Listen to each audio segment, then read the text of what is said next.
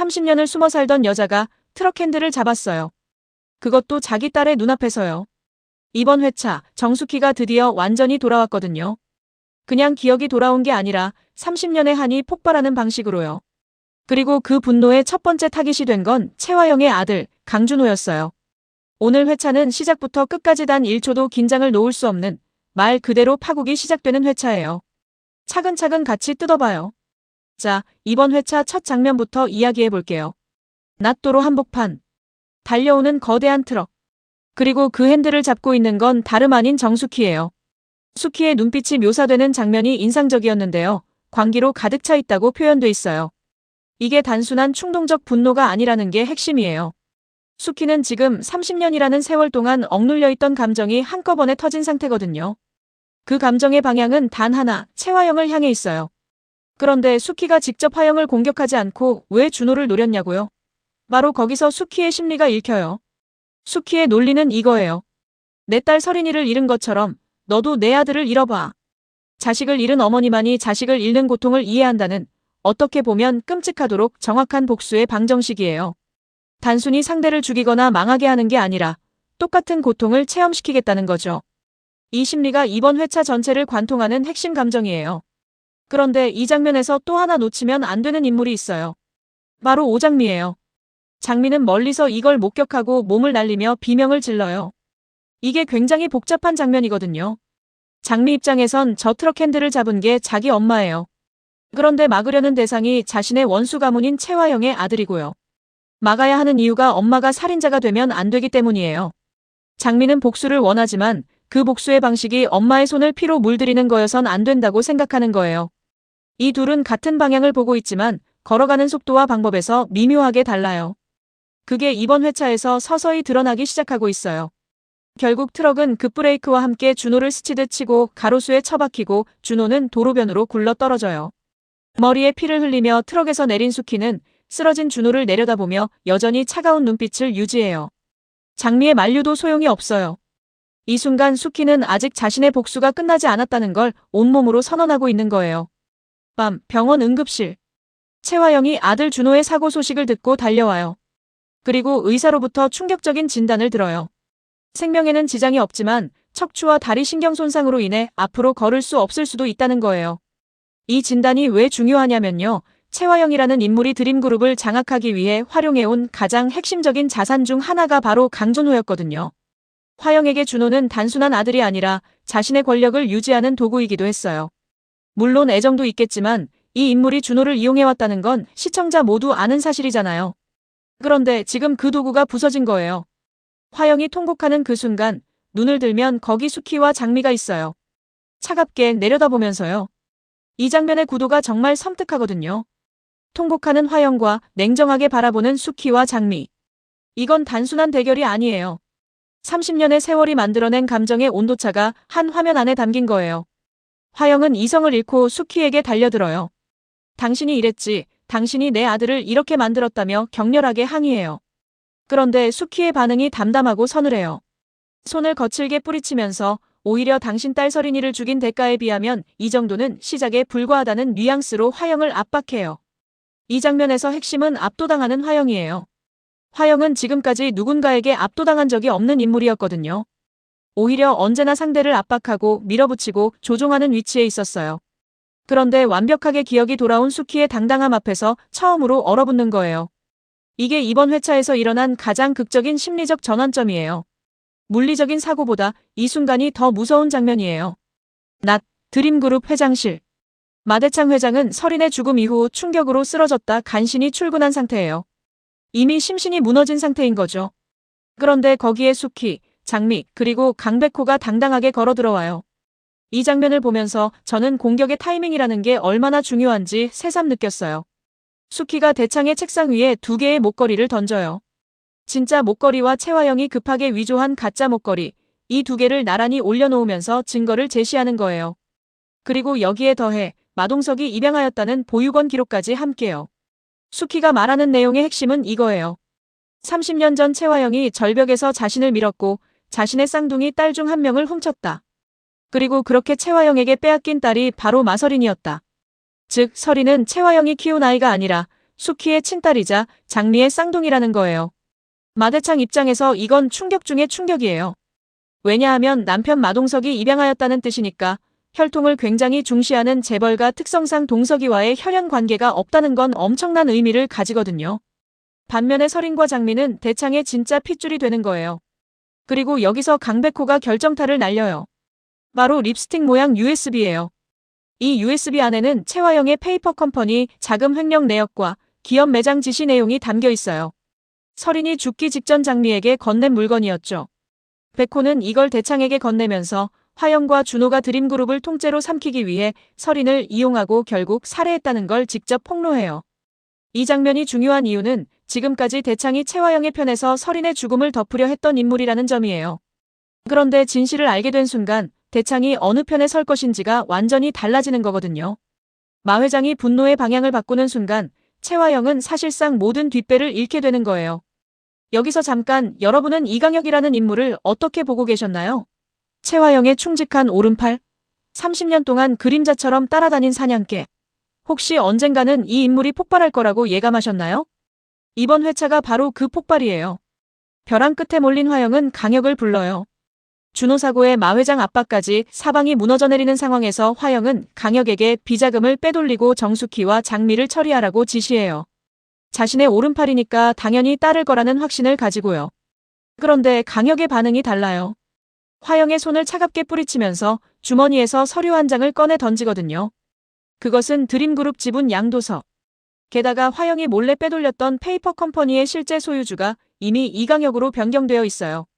화영이 눈이 뒤집히죠. 당연하죠. 강혁이 하는 말의 뉘앙스를 한번 짚어볼게요. 30년 동안 뒷시중을 들면서 언제까지 사냥개로 살 것 같았냐는 뉘앙스예요. 화영이 자신을 천박하고 무식하다고 했던 말을 기억하고 있다는 것도요. 이 장면은 단순한 배신이 아니에요. 화영이 강혁을 어떻게 대해왔는지, 그 30년의 관계가 얼마나 불평등하고 착취적이었는지를 역으로 폭로하는 장면이에요. 그리고 충격적인 반전이 하나 더 있어요. 강혁이 준호를 내 아들로 생각하지 않는다는 거예요. 화영이 강남봉과 불륜을 저지르며 자신을 이용할 때부터 이미 준호는 강혁의 아들이 아니었다는 뉘앙스로 말해요. 강혁은 이미 한영자 씨와 손을 잡고 화영의 비자금 루트 전부를 마 회장에게 넘겼다고 해요. 즉, 강혁의 배신은 갑자기 일어난 게 아니라 아주 오래전부터 차근차근 준비된 거예요. 채화영이 심장을 부여잡고 비명을 지르는 이유가 여기 있어요. 가장 믿었던 사람에게 배신당하는 것도 충격인데 그게 이렇게 철저하게 준비된 것이었다는 사실이 더 무너지게 만드는 거거든요. 이강혁이라는 인물의 무서움은 그가 30년 동안 감정 하나 내비치지 않고 이 모든 걸 준비했다는 점이에요.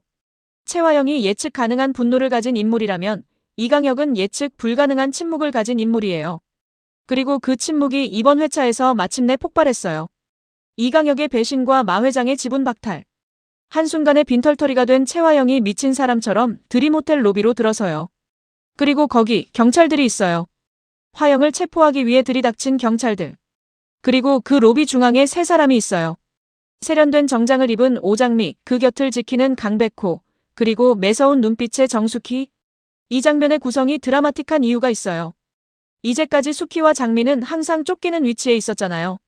화영의 권력 앞에 무너지고 도망치고 숨고. 그런데 이번에는 당당하게 기다리고 있는 거예요. 로비 중앙에서 화영이 들어오길 기다리는 그 구도 자체가 권력이 이미 뒤집혔다는 걸 보여주는 거예요. 화영은 마지막 발악으로 장미에게 달려들지만 백호와 경찰에게 제압당해요. 그리고 장미가 화영의 귀에 대고 아주 낮은 목소리로 말해요. 설인이가 죽기 직전 남긴 마지막 말이 뭔지 아냐고요. 엄마가 자신을 죽이려 한다고 살려달라는 말이었다는 걸. 이 장면은 이번 회차에서 가장 잔인하면서도 가장 정당한 장면이에요. 장미는 설인이 두려움 속에서 죽었다는 것을, 그 마지막 말을 화영에게 직접 들려주는 거거든요. 당신이 한 짓을 직면하라고요. 화영은 포승줄에 묶여 끌려가면서도 악을 쓰어요. 이대로 무너지지 않겠다고 정숙희와 오장미를 향해 이름을 불러가며 울부짖어요. 그 모습을 바라보는 숙희의 표정이 두 가지예요. 가슴 아픈 눈물과 서늘한 냉기. 눈물은 아마 설인이에 대한 거겠죠. 딸을 저렇게 잃고도 저 여자를 법의 손에 넘기기까지 얼마나 오랜 시간이 걸렸는지 그 세월의 무게가 눈물로 흘러나오는 거예요.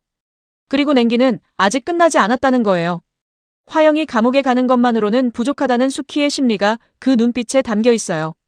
장미의 서늘한 미소가 교차되며 이번 회차는 막을 내려요.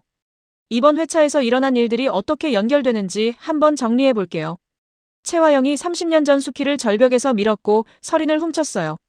그리고 이번에 서린을 직접 죽였죠. 이 원죄가 모든 결과를 불러온 거예요. 수키의 기억회복 트럭 사고로 준호부상병원에서 화영과의 정면 충돌 마대창에게 진실폭로 강혁의 배신으로 화영의 모든 자산 붕괴 경찰 체포. 이 흐름이 단 한 회차 안에 다 담긴 거예요. 그래서 이번 회차가 그렇게 숨가쁜 거예요. 30년의 원한이 한 번에 청산되는 회차니까요. 그리고 중요한 건 이 모든 걸 가능하게 한 게 복선들이었다는 거예요. 강혁이 아주 오래전부터 준비했다는 것, 한영자와 손을 잡았다는 것, 마 회장이 서린의 죽음 이후 흔들리고 있었다는 것. 이 모든 복선들이 이번 회차에서 한꺼번에 터진 거거든요.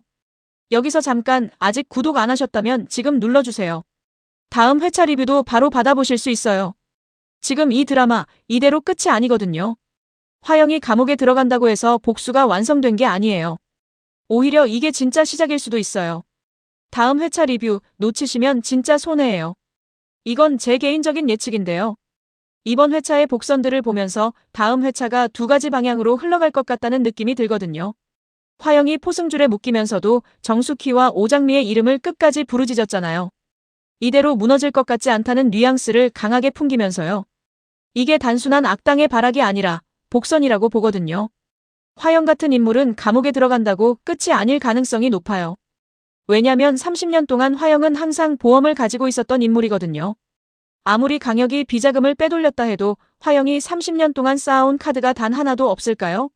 감옥 안에서 변호사나 외부 인물을 통해 수키와 장미를 역으로 노리는 방향이 충분히 나올 수 있어요.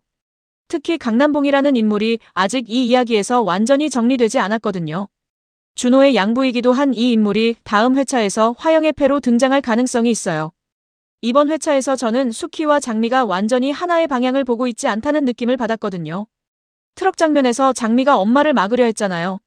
그리고 로비 엔딩에서 수키의 눈물과 장미의 서늘한 미소가 교차되는 장면. 이 두 사람의 온도가 달라요. 수키는 복수를 원하지만 그 안에 슬픔도 있어요. 딸 서린을 잃은 슬픔, 30년을 빼앗긴 삶에 대한 슬픔. 반면에 장미는 쌍둥이 언니를 잃은 분노가 더 크고 그 분노가 냉정한 계획으로 응결되어 있는 것 같아요. 다음 회차에서 화영의 처리 방식에 대해 두 사람 사이에 의견 충돌이 생길 가능성이 있어요. 수키는 법의 심판으로 끝내고 싶어 할 수 있고 장미는 더 완전한 파멸을 원할 수 있거든요. 이 균열이 생긴다면 복수의 동맹이 금이 가는 드라마틱한 전개가 펼쳐질 수 있어요. 어떤 시나리오가 더 설득력 있으신가요? 사실 이번 회차에서 제가 가장 오래 생각한 인물은 이강혁이에요. 드라마에서 오른팔 캐릭터는 보통 두 가지 운명을 가져요. 끝까지 주인에게 충성하거나 배신하거나. 강혁은 배신을 선택했는데 그 배신의 방식이 너무 정교해요. 강혁은 30년 동안 화영 곁에 있으면서 단 한 번도 자신의 패를 보여주지 않았거든요. 화영이 자신을 어떻게 대하는지 다 알면서도 표정 하나 흔들리지 않고 그 상황을 견뎌온 거예요. 이게 보통 사람이 할 수 있는 일이 아니에요. 강혁이 배신을 결심한 순간이 언제였는지는 정확히 나오지 않았지만 준호가 자신의 아들이 아닐 수 있다는 걸 알게 된 그 순간부터였을 가능성이 높아요. 강남봉과 화영의 불륜을 알고 난 뒤 강혁은 아마 속으로 이미 화영과의 관계를 청산했을 거예요. 그리고 그 이후로 30년 동안 한영자와 조용히 손을 잡고 페이퍼 컴퍼니 소유권을 조금씩 자신의 이름으로 돌리고 비자금 루트를 확보하고. 이게 얼마나 오래 걸린 계획인지 생각해보면 강혁이라는 인물이 얼마나 냉철한 사람인지 알 수 있어요. 문제는 강혁이 선한 캐릭터냐는 거예요. 이 인물은 화영의 지시로 분명히 나쁜 일들도 많이 해왔을 거거든요. 그런데 이번 회차에서는 복수의 동맹처럼 등장했어요. 이 인물이 앞으로 어떤 역할을 하게 될지가 이 드라마의 또 다른 관전 포인트예요. 마대창 회장도 이번 회차에서 굉장히 중요한 위치에 놓였어요. 이 인물은 지금까지 채화영의 방패 역할을 해왔어요. 드림그룹의 수장으로서 화영이 저지른 일들을 알면서도 혹은 모르는 척하면서 묵인해왔거든요. 그런데 이번에 진실을 다 알게 됐잖아요. 서린이 자신의 진짜 핏줄이라는 것. 그 핏줄을 화영이 직접 죽였다는 것. 그리고 드림그룹 자체가 화영에게 통째로 삼켜지려 했다는 것. 이 세 가지 사실을 한꺼번에 알게 된 마대창이 다음 회차에서 어떻게 움직일지가 매우 중요해요. 분노가 크면 클수록 행동도 극단적일 수 있거든요. 재벌 회장이 직접 움직이면 화영 입장에서는 최악의 상황이 되는 거예요. 한 가지 더. 마대창은 마동석이 입양하였다는 사실은 이미 알고 있는 거예요. 친구 아들을 입양을 했으니깐. 이게 대창에게 어떤 의미인지는 아직 드라마에서 명확히 드러나지 않았지만 혈통을 중시하는 인물이라면 이게 엄청난 충격으로 다가올 수 있어요. 이것이 대창의 내면에 어떤 변화를 일으킬 것인지도 다음 회차의 관전 포인트예요. 이번 회차에서 USB가 드디어 등장했어요. 립스틱 모양 USB. 이게 복선으로서 얼마나 오랫동안 쌓여온 건지 이 드라마를 처음부터 보신 분들은 다 아실 거예요. 설인이 마지막으로 장미에게 남긴 물건. 죽기 직전 자신이 당한 일의 증거를 담아 쌍둥이 언니에게 건넨 거잖아요. 이 USB가 마침내 마대창에게 전달된 건 장미와 백호가 직접 증거를 제출한 거예요. 법적인 절차가 아니라 감정적인 방식으로요. 마대창이 이 USB를 본 순간 그 안에 담긴 내용이 얼마나 구체적이냐에 따라 화영에 대한 법적 처벌의 강도가 달라질 수 있어요. 그리고 이 USB가 법정에 제출될 경우 화영은 단순히 경찰에게 끌려가는 것 이상으로 완전한 법적 처벌을 받을 가능성이 높아지는 거예요. 이 복선이 드디어 이번 회차에서 결실을 맺었다는 게 굉장히 만족스럽거든요. 이렇게 오래 기다린 복선이 제대로 터지는 순간의 쾌감, 여러분도 느끼셨죠? 이번 회차 보면서 저는 수키의 눈물 장면에서 진짜 울 뻔했어요. 복수에 성공한 순간에 흘리는 눈물이잖아요. 기쁜 건지 슬픈 건지 모를 그 눈물. 자식을 잃은 어머니가 30년 만에 그 원수를 법의 손에 넘기면서 흘리는 눈물이 얼마나 복잡한 감정인지 저는 그 장면에서 배우분의 연기가 정말 대단하다고 느꼈거든요. 여러분은 이번 회차에서 어떤 장면이 가장 기억에 남으셨어요? 댓글로 꼭 알려주세요. 이강혁의 배신 장면이냐, 병원 응급실 대결 장면이냐, 아니면 로비 엔딩의 장미 마지막 대사냐? 다들 어떻게 보셨는지 너무 궁금하거든요. 정숙의 기억이 완전히 돌아온 이후 복수의 화신으로 변모. 트럭 사건에서 보여준 광기는 단순한 분노가 아니라 30년 안의 폭발. 화영을 압도하는 장면에서 처음으로 이기는 수키를 보여줌. 단, 눈물이 말해주는 것처럼 그 안에는 여전히 깊은 슬픔이 존재함. 최화영 이번 회차에서 처음으로 무너지는 화영을 보여줌. 준호의 부상 마대창의 등 돌림, 이강혁의 배신, 경찰 체포까지. 사방이 동시에 무너진 회차. 그러나 끝까지 저항하는 모습에서 이 인물이 완전히 끝나지 않았을 것이라는 예감이 드는 것도 사실임. 오장미 이번 회차에서 가장 냉정하고 계산된 모습을 보여준 인물. 마지막 대사에서 설인의 마지막 말을 화영에게 직접 전하는 장면은 이 회차 최고의 명장면. 복수의 칼날을 뽑아들었지만 그 서늘함 뒤에 쌍둥이를 잃은 슬픔이 있다는 것도 잊으면 안 됨. 이강혁 이번 회차 최대의 반전 캐릭터. 30년의 침묵이 마침내 폭발하는 순간을 보여줌. 선악의 경계가 불분명한 인물이라 앞으로 어떻게 움직일지 가장 예측하기 어려운 인물. 강백호 증거를 직접 마대창에게 전달하고 로비에서 화영을 제압하는 등 이번 회차에서 결정적인 역할을 함. 장미의 든든한 옆이 되면서도 자신의 판단으로 움직이는 능동적인 인물로 자리 잡음. 자, 이번 회차 어떠셨어요? 30년의 한이 한 회차 안에서 이렇게 파국으로 치달을 줄은 사실 저도 예상보다 빠르게 느껴졌거든요. 그런데 더 무서운 건 화영이 감옥에 끌려가면서도 포기하지 않는 그 눈빛이에요. 다음 화, 과연 최화영은 감옥 안에서 또 다른 카드를 꺼낼까요? 아니면 정숙희와 오장미가 그 마지막 카드까지 빼앗아 버릴까요? 이게 끝이 아니라는 걸 우리 모두 알고 있잖아요. 끝난 것처럼 보이는 악이 가장 무서운 법이니까요.